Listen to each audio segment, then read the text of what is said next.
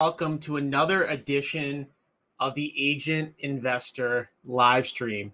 If you're tuning in right now, just know that every single Tuesday at 11 a.m., I go live within the Agent Investor Facebook group. I cover a different topic each and every week. I do my best to reach out to people who are in the Agent Investor Facebook group to try to get a sense of what type of topics, what type of things that people want to learn about. And then I try to deliver the best content that I can to serve everybody. Keep in mind that your voice matters. So if you have a topic that you want me to cover, please reach out to me through Facebook Messenger, through email, or even by just doing a post in the Agent Investor Facebook group. There are often times where I'm not really sure what the best topic should be. I mean, I know the building blocks for becoming an agent investor, but at the same time, your feedback is valuable. So anything that you can point me to is always helpful in terms of what you all want to know about. The other thing that I want to point out is that these live streams are live, meaning that if you have questions at any point along the way, please do me a favor and type them into the comment section. I can read them. I will address them. And I want to make sure that you guys get everything that you need today. The questions that you ask during the live streams can be about the specific topic that I'm covering, but it can also be about something totally different. Use this as an opportunity for kind of like a free coaching session. And again, do that by commenting in the chat box. So if all of that makes sense, just so that I know that you guys can all hear and see me, for those of you who are live, please type into the comment section, hear and see, because I've done these live streams before, and I just want to make sure that you can all hear me, you can all see me before I actually go into the content today. So again, do me a favor, type into the comment section, hear or see, if you can both see and hear me. The other thing that I want to mention is it is March 14th, 2023. We are officially 1 month away from our April 2-day event. Literally in 1 month, it'll be the second day of the 2-day Agent Investor Systems event. Now, most of you know that at any point, it doesn't matter what time of the year it is, you can go to www.agentinvestorevent.com and you can register for our upcoming 2-day event. Of course, I'm talking to you right now, March 14th, 2023. But if you're listening to this way into the future, you can always register for what our upcoming event is by going to www.agentinvestorevent. Okay. I also want to point out that when you register for the event, if you put in a friend's name and that friend attends the 2-day event, you get entered in to win a all-inclusive 2-person trip to Aruba. We actually just had our winner from November of 2022 just get back from Aruba. She actually brought her brother to the event, and she won just by bringing somebody who could benefit from learning the strategies and tools that we teach. At our upcoming free 2-day event, which again, like I mentioned in the comment there, is going to be absolutely free, we're going to delve into the systems that we use in our business in order to be successful agent investors. You guys know my saying, sales will make you a living, but real estate investing will make you wealthy. I truly believe that. I believe that every agent should still sell homes, but that you should also have investment properties. You should also invest in real estate, because at the end of the day, when you look back at your career, you're not going to wish that you sold 1 or 2 or 3 more houses, but I can guarantee that you're going to wish that you bought 1 or 2 or 3 more investment properties. So in the systems event, we're literally going to walk you through the documented steps of everything that we do to find deals, to fund deals, and to actually manage construction on deals. Now, you may not be interested in doing big construction projects. That's okay. We're also going to talk about the construction that you need to do and the repairs that are needed on rental properties. So again, the event can only hold 250 people. We've got very close to that registered. This is my kind of almost like last call. If you're interested in attending the event, make sure that you go today to www.agentinvestorevent.com. All right, so today we're going to talk about a system that we have in our business. It's a cash buyer list system, okay? And I'm going to talk about how I've built an over 30,000 list of cash buyers in the New England market, okay? And how I've done that without having to make any cold calls or do anything super uncomfortable. But before I tell you how I do it, I just want to tell you kind of some of the reasons why having a cash buyer list is very important, okay? So one of the reasons is that if you're an agent and you're going out on face-to-face seller appointments, face-to-face listing appointments, or if you're generating cash offer opportunities, you are going to get a lot of sellers over the course of your career that want to sell to an investor, don't want to list their house, but they may own a property that doesn't work for you. Like even my company, we purchase over 100 homes per year to fix and flip or to buy and hold. Even us, when we go out on appointments, there are a lot of different types of properties that we don't love for whatever reason. And when we go out on a cash offer appointment or we go on a listing appointment and the seller tells us that they don't want to list their home and we don't want the property, we want to be able to make sure that we can still capitalize on that. So that's reason number one. And there can be a million and one different reasons why you may generate an off-market opportunity. You may go on a listing appointment where somebody is willing to sell that property for a really good deal, but it just doesn't fit your criteria anymore. And I'll give you an example for me of one of those types of deals that no longer fits my criteria and are a deal that I would go to my cash buyer listing in order to either wholesale or make some sort of fee or work with somebody else on a deal. So an example for me would be I used to buy a lot of multifamilies in the greater Boston area. There's a lot of 2 units and 3 units in the greater Boston area. And I built a pretty large portfolio of those type of properties. I've since in the last couple of years transitioned my entire portfolio over to apartment units. We don't even really want to look at anything that's 20 units and under. So it's common that through my marketing or through word of mouth, I may generate an opportunity to buy a 3-family or a 4-family or a 2-family at a pretty good deal. I might get a pretty good deal on it, but the seller doesn't want to list their home. So what do you do in that case? Well, you've got to go to your cash buyer list, right? And if you have a cash buyer list, you can pitch that deal out to your cash buyer list, and you may be able to pick up a pretty good wholesale fee, or you might be able to partner with somebody, or you might just be able to charge a broker commission, right? There's a lot of cases where we'll find a pretty good deal, and instead of charging the seller may not want to list their house, but we may be able to find a cash buyer willing to pay us 2 or 3 or 4 or 5%, right? There's really no limit to the commission that you can charge to a buyer if the property is a really good deal. This is something that I think a lot of times agents may not think about. I mean, the traditional seller is going to allow you to charge 3 or 4 or 5 or 6% commission, but a cash offer buyer, they're willing to pay you a commission based on whatever the property is worth. So you don't necessarily need to even wholesale the property. You can just kind of represent the buyer and make a commission that way. Okay. There's the second, and I should say there, just stopping for a second. I can think of an opportunity that I came across. This was probably 5 or 6 years ago. And I came across an opportunity. It was a 6-family in Somerville. And I remember we went out on the appointment, seller wanting a cash buyer. The property was going to be sold occupied. And that was one of the reasons that I did not want the property. So I remember going out, our team went out on the appointment, and we went out on the appointment, talked to the seller. Seller was ready, willing, and able to sell at a discount. Seller absolutely refused to list their property. And we got them to a number that made a lot of sense.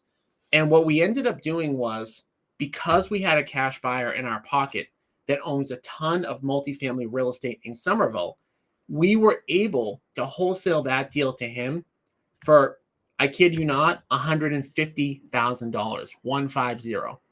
So That's important to note because of the fact that we couldn't have made money either way. We couldn't have made money any other way. We weren't going to buy the property. We didn't want to buy a property that was fully occupied.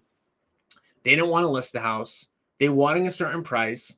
And the second point as to why it's important to have a bigger cash buyer list, right? It's not like you don't want to just have one or two or three cash buyers, because in this instance, this property, this 6-family in Somerville, Massachusetts, most people on my cash buyer list would not have wanted it. I didn't want it because it was fully occupied.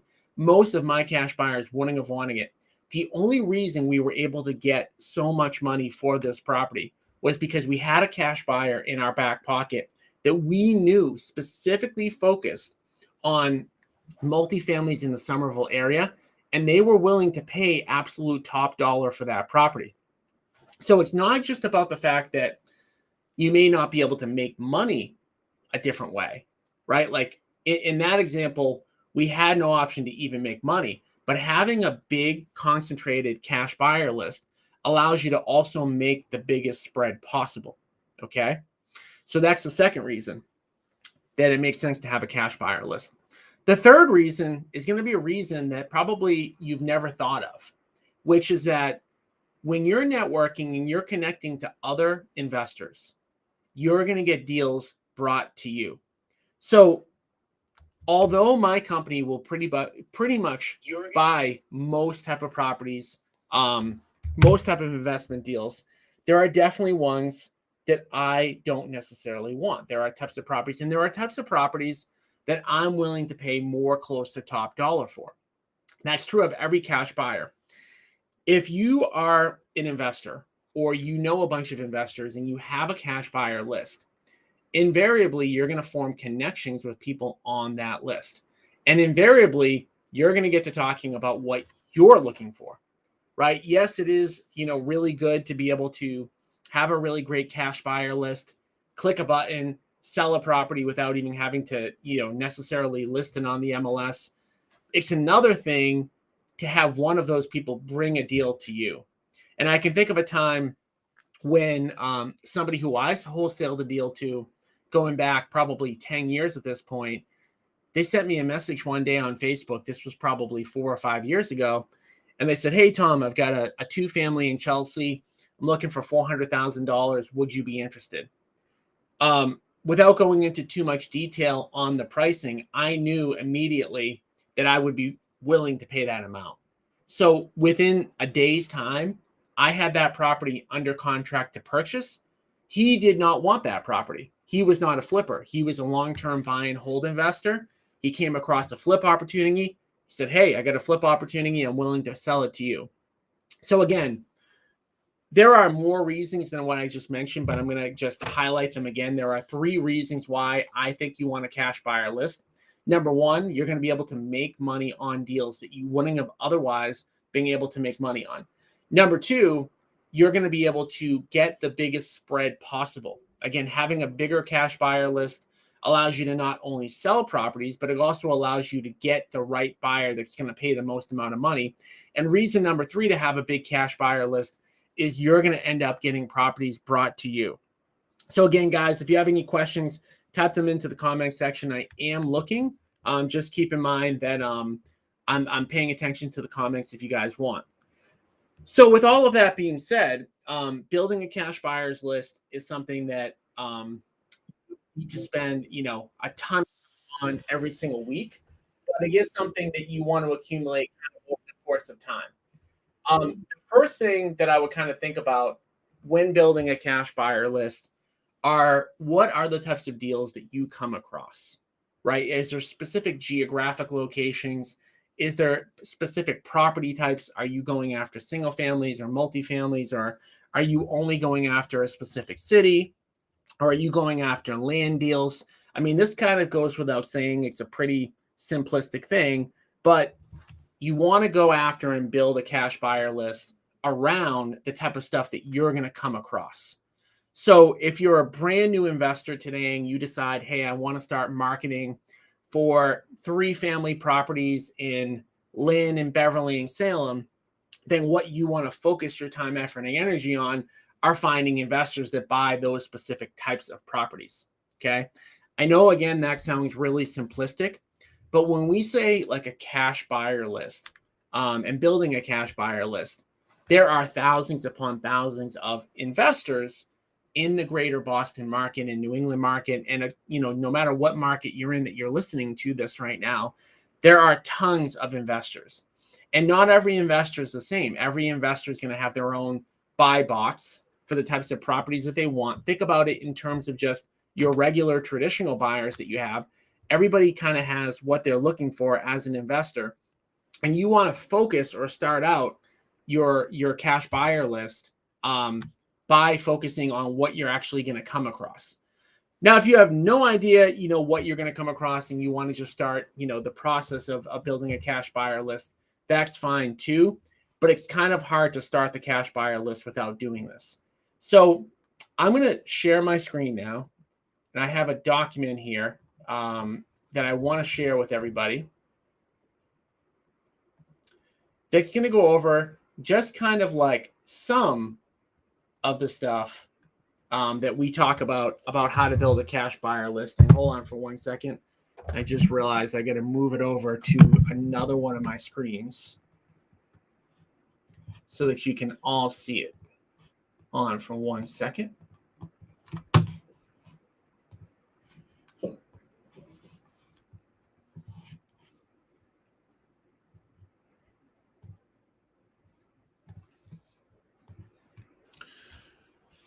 All right.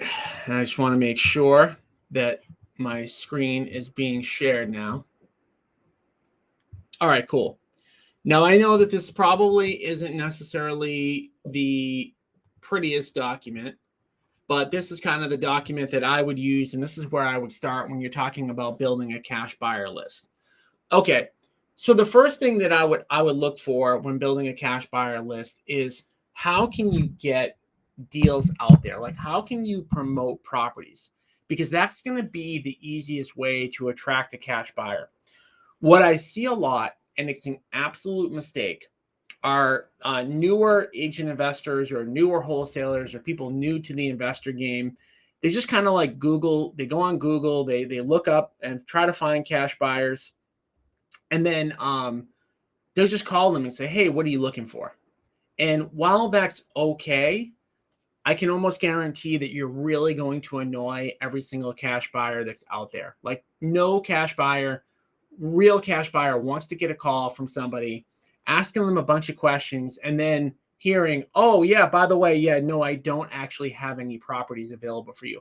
I just want to talk about a property that I may have available for you maybe in the future. So don't be that person. Don't call people randomly. Find properties that you can promote. Now, you may or may not have a property that you can promote today, but there are properties that you can promote by being an agent automatically. There are investor deals that you can promote. One example of that are HUD homes.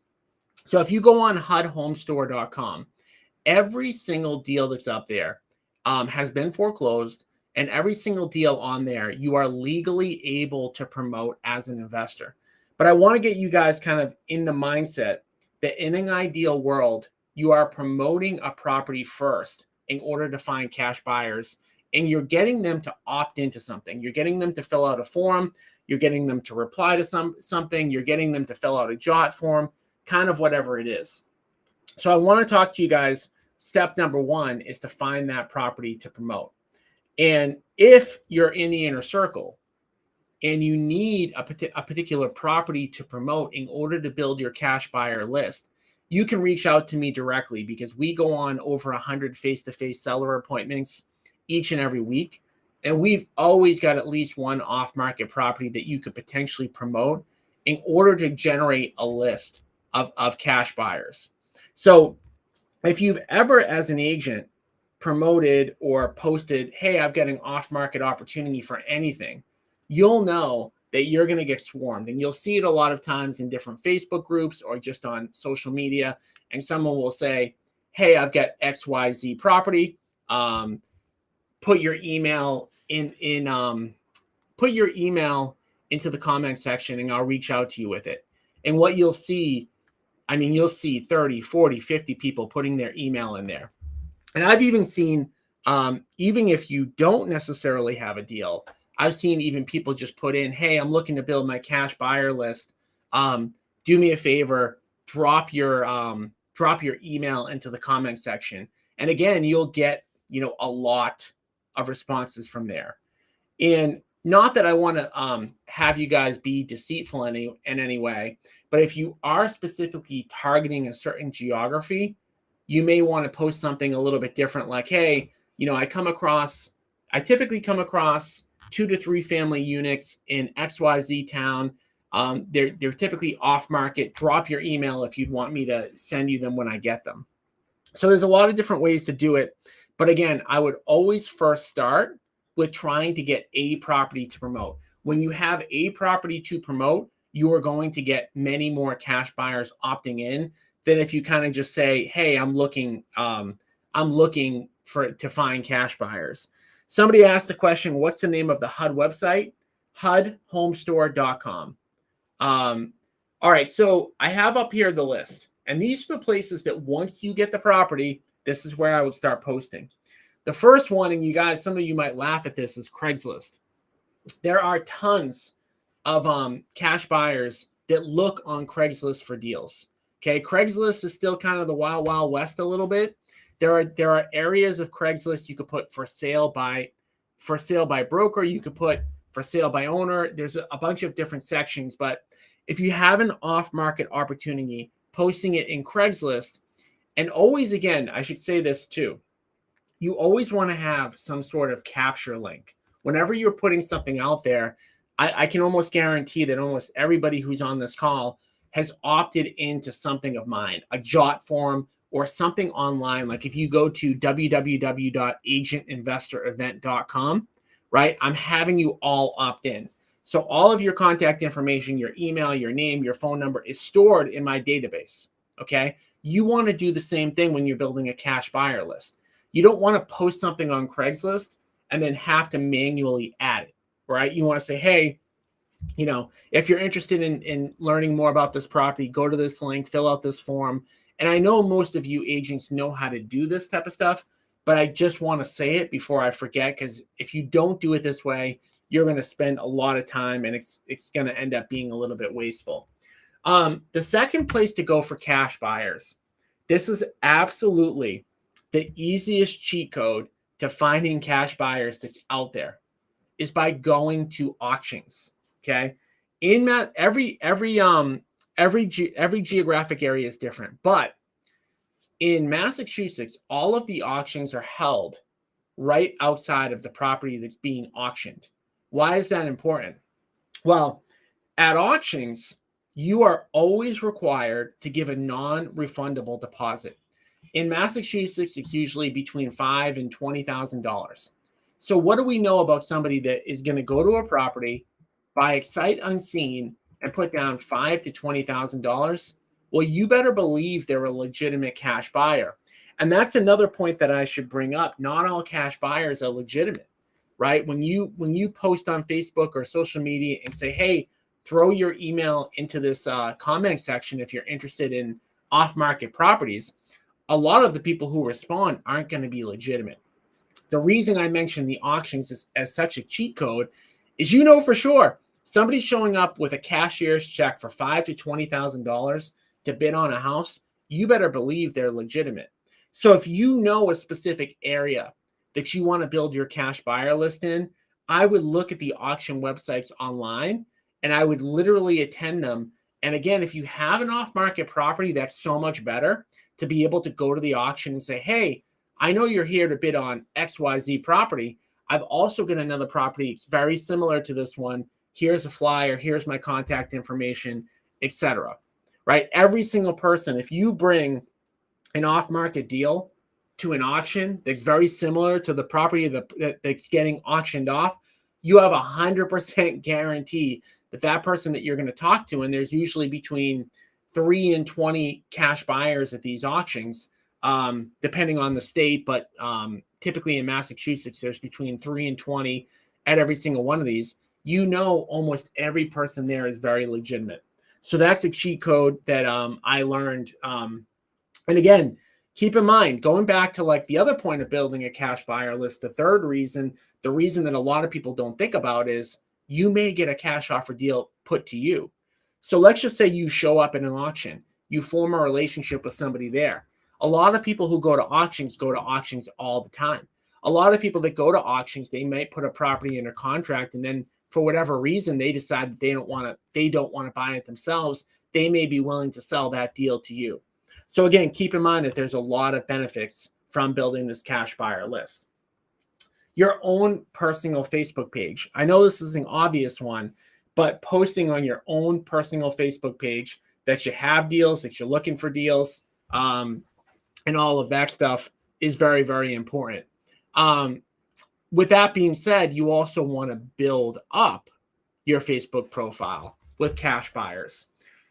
So what's a way that you could do that? Well, one way that you could do it is you could go into whatever your local investor Facebook group is, and there's a bunch that are in my market, and you can see the people that are posting, the people that have deals, the people that are talking, the people that seem active in the group. Send those people a friend request. That's another way. You won't get their direct contact information, but if you're looking to promote properties on your own social media account, that's a way to get an active audience of people that are also looking for those type of deals. Another kind of cheat code with this is if you go into a Facebook group in whatever community that you're trying to get off-market deals, look for those posts where people are saying, hey, I'm a wholesaler, I'm looking to get rid of one of my deals. Drop your email there. Like, that person did the work for you. Like, you don't even have to do a post. Automatically, you've got 30 or 40 or 50 people looking for a deal. So I would also recommend joining as many of these Facebook groups as you can for local investors. And in my market, there's 2 or 3 or 4 of them that have over 500 people. And not, again, keep in mind, not everybody in those groups are legitimate investors. So see who's active, see who's posting, see who's looking for deals. Somebody said, how do you secure a referral fee on these off-market properties? There is a million different ways that you can do it. Okay. So it depends on how you're involved in the deal. Okay. So I'll give you a few different examples. The first way is to wholesale a deal. So if you go on a face-to-face seller appointment, like the one I talked about in Somerville, I had a seller that was willing to sell that property at a certain price. I put that property under contract. In my offer contract, it says my entity name or assignee. That means I can control that property and I can assign that contract to somebody else. Meaning I can literally say, hey, I've got this 6-family under contract for $600,000. I'm willing to sell it to you for $650,000. Sign this assignment agreement, pay me $50,000 and be on my merry way. That's one way. Another way is to just get paid directly from the buyer through a commission. You could represent them as a buyer agent. Another way would be to get a commission from the seller. Another way would be to get a commission from the seller and the buyer. So there's a lot of different ways that you could do it. And I don't want to make this a class about how to assign or how to put these deals together. I want to talk more about building the cash buyer list. But I think that should have probably answered your question. If you do have follow-ups, throw them in the comment section. All right, so posting on BiggerPockets. So BiggerPockets is very similar to the Facebook groups where you're going to have a lot of legitimate people in there. You're going to have a lot of people that have never done a deal before in there. It doesn't hurt. There's BiggerPockets Marketplace.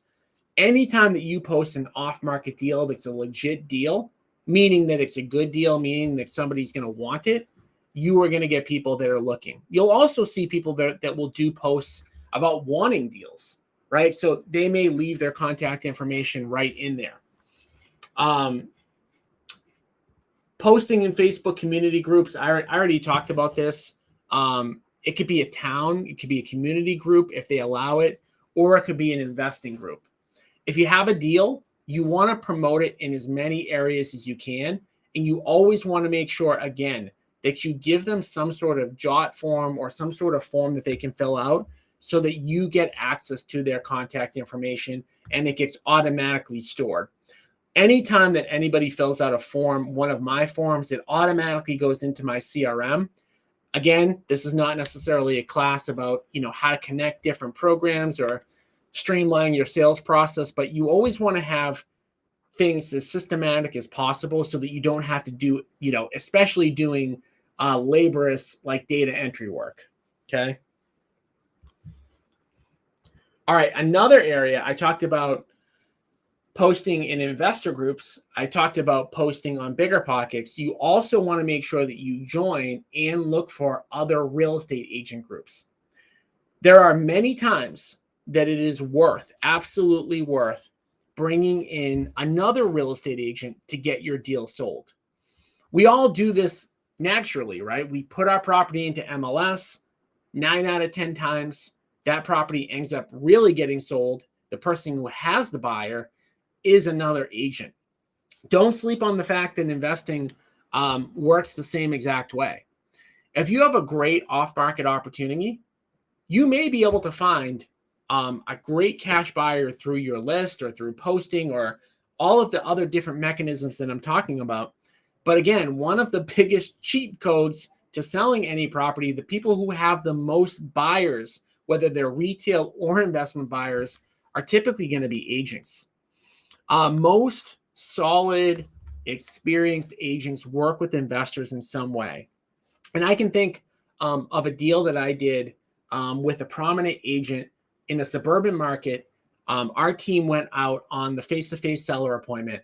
It was a knockdown home in a really nice community. Those type of deals, me and my team, we don't like doing. We don't like doing kind of like luxury new construction. It's not what we do. So rather than just saying, hey, I know you don't want to list my house, and rather than saying, hey, just go to another investor, I called an agent, prominent agent in that town that does a lot of work in that town, that sells a lot of luxury new construction. And I said to them as simple as, hey, I've got a great investment opportunity, knockdown house in this section of town. I know that you do a lot of ground up work with investors in that area. Would you be willing to work something out on the deal? And long story short, that buyer paid a commission to me. And then the agent that I referred this deal to got the listing on the back end when this property was built. So again, going back to point number one, that you're going to make more money with a cash buyer list. By having a cash buyer list, you're going to do deals that you wouldn't have normally done. That was a deal I wouldn't have normally done. Did I hit a home run on it? No, I didn't hit a home run on it. I did okay. I made less than $10,000 on that deal, but that was less than $10,000 than I would have made if I had done nothing with it. So don't be afraid to find the agents in that market that you have a property in that sell the most amount of houses. You can look on the MLS, right? Not just for how many houses they're selling, but what types of properties are they selling? In this case, I knew that this agent worked with a lot of builders because I see their listings. A lot of their listings, half of their listing inventory was new construction. And I know that they were not in construction, so they're definitely working with builders. Same thing with flips, same thing with people that work with landlords. So easy stuff to kind of look up and network your way in. And again, don't shy away from bringing another agent into this deal.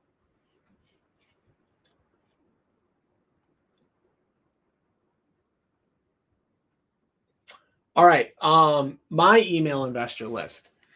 So I talked about the fact that I've got a list of over 30,000 cash buyers in my market. Now, this is not going to apply if you're outside of New England or if you're not in the inner circle, but probably once a week I'll do an email blast for somebody that's in the inner circle that has an off-market deal in my market, and I'll send it out. And there's no cost for me to do that.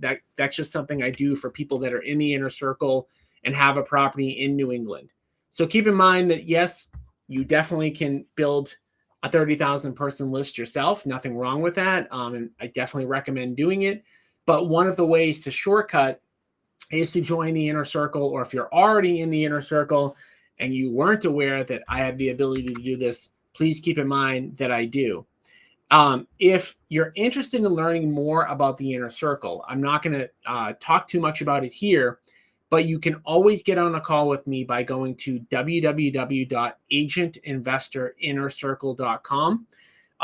When you go to www.agentinvestorinnercircle.com, it's going to show you my calendar. It's going to show you the dates I'm available, and we're going to jump on a call, talk about what you're trying to achieve when it comes to real estate investing, and figure out if there's a mutual fit for both of us to work together. That link, www.agentinvestorinnercircle, are for people who are not yet in the inner circle. If you're already in the inner circle, we have a different link that I can give to you. Reach out to me via Facebook Messenger for the calls that we do for inner circle members. But if you're interested in learning more about the benefits of being in the inner circle, one small example is the ability for us to promote your off-market deals and you not really having to build out this list yourself. Okay. So continuing on, sign in the ground. Again, this is kind of an obvious one, but don't overlook it. Just because somebody wants to sell their property off market doesn't mean they won't let you put a sign in the ground.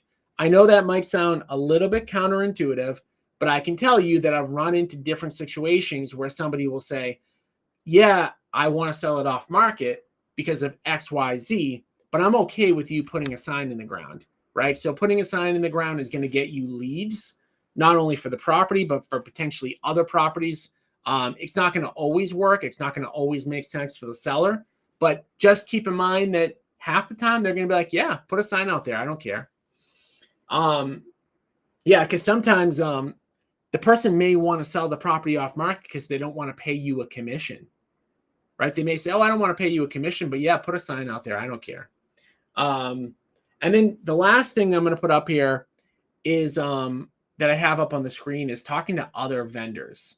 So I talked about using agents, and agents are definitely a very good way to build your cash buyer list, to get introduced to cash buyers, to shortcut it. But there's also other people in the industry, as you all know, attorneys, mortgage brokers. There's 1,000,001 different people that do have cash buyers. And so just keep in mind that you may already have some really good relationships to some other cash buyers. Contractors that you work with, right? You may be working with a contractor who has helped you with your retail homes. Well, that contractor may also be doing work for a flipper or for a buy and hold person. And again, like anything else, the more that you ask around, the more that you talk, the better this is going to be. So with all of this being said, building a cash buyer list is definitely a process. The great thing about building a cash buyer list is that there's not millions upon millions of people that enter into the investing market that are legitimate investors each and every year in your market. What you'll find in a lot of cases is that the real cash buyers in every market, it's a small community.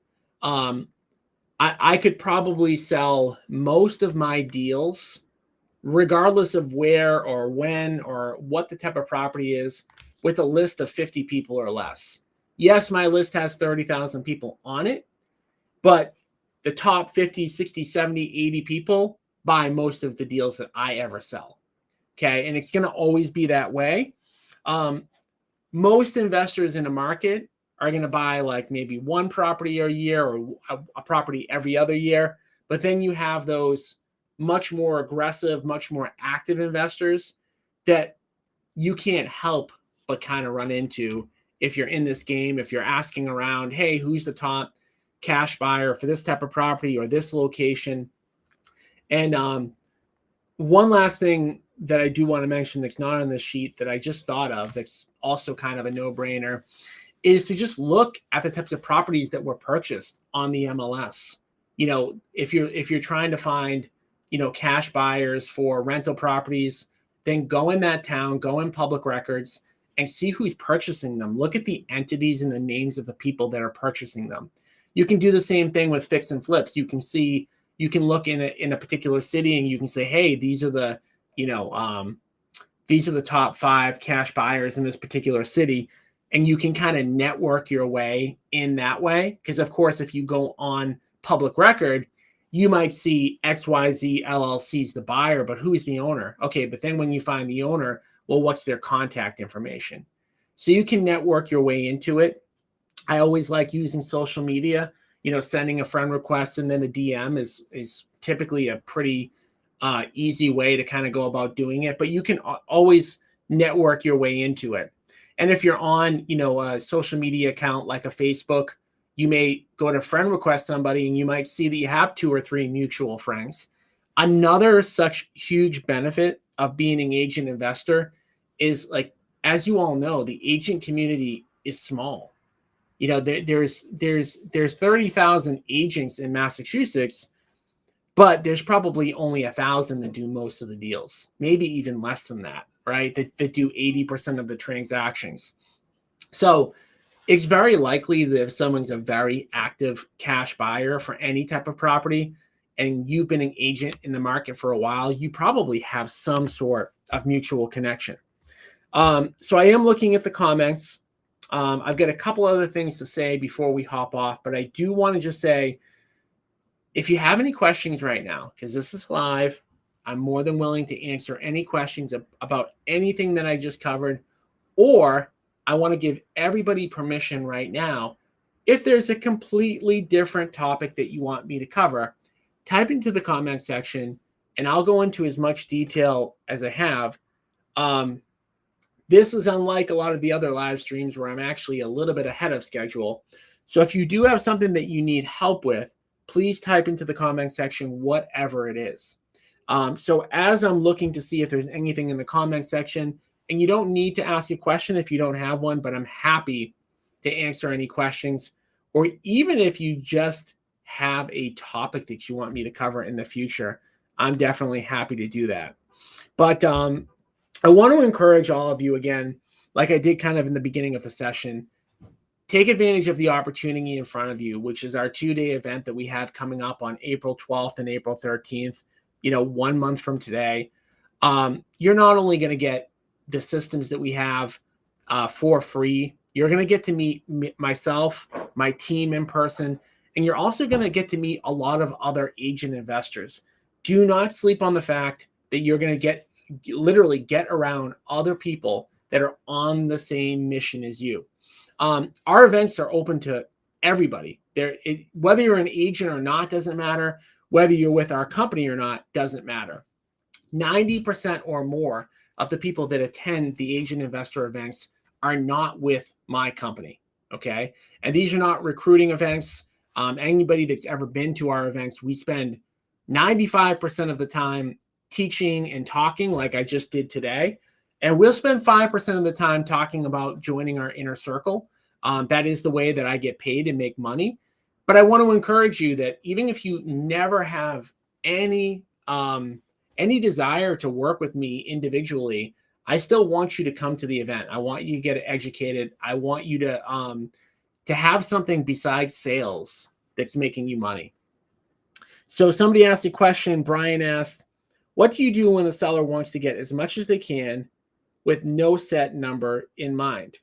Well, so those two things don't go together, right? So they always have a number in mind. There is never a time. We go on 100 appointments a week, 5,000 appointments a year. Out of those 5,000 appointments, everybody has a number in mind, right? They always have a number in mind. So what I would say to you is you need to get to that number. Now, of course, there are people who are a lot harder to get to that number. There are also people that no matter what you do, won't give you that number. But I will tell you that everybody has a number. Everybody has an idea. It may be the wrong idea. Like somebody might think that their house is worth 500 and it might be worth 8. Somebody might think their house is worth 800 and it's worth 5. But I will say that if somebody wants the most amount of money possible, let me just play the game with you. Let's just say that they are completely unwilling, 100% unwilling to give you a number. The best way to get them the most amount of money is to list their house and to promote their house the right way. So if they have no clue what they're looking to get, and somebody said to me like, hey, I don't know, what I would do is I would say, hey, this is what I think your property's worth. If you need the most amount of money And that's the most important thing to you. You don't care about the convenience of a cash offer. You don't care about closing on a certain date. You don't care about doing repairs. You don't care about maybe a buyer backing out. You don't care about all that stuff. You want to get the most amount of money. The only way I can do that is by showing the most amount of people your house. The only way I can show the most amount of people your house is by listing your house and by promoting the house on social media and all of these other different areas that I'm going to drive buyers to your house.